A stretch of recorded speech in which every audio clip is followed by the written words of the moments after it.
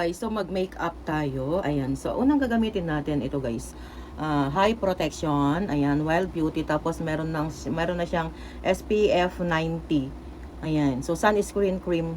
Ito, guys. Sunscreen cream. Lalong-lalo na. Maganda ito, guys. Lalong-lalo na. At, summer na. Ayan. So, ito ay nire-recommend ko sa inyo, guys. Ayan. So, hindi lang ito sunscreen. Kundi, ito, guys, ay ginagamit ko pang foundation. Ayan.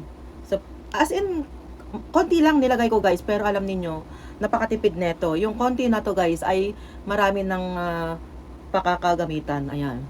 'Di ba? Kita niyo yung pagkakaiba, guys. Kasi nilagay ko naman na. Ibang-iba ang difference. Oh. 'Di ba? Maging smooth na siya.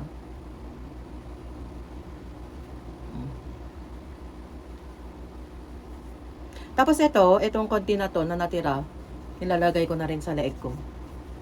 Napakatipid. Napakatipid niya, guys. Oh, ayan.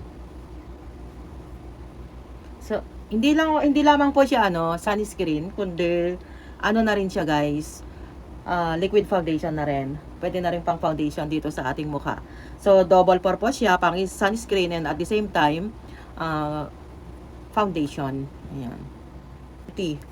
SPF 90 yan, guys. Baliktad lang yung SPF 90 siya. Ayan. 60 ml na to, guys. 60 ml. Buy one, take one pa ito. Sa murang halaga lang, guys. Sa murang halaga. Ang ating link nasa baba po.